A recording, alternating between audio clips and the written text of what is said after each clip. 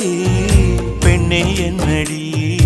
உண்மை சொல்லடி ஒரு புன்னகையில் பெண்ணினமே கோபப்பட்டதென்னடி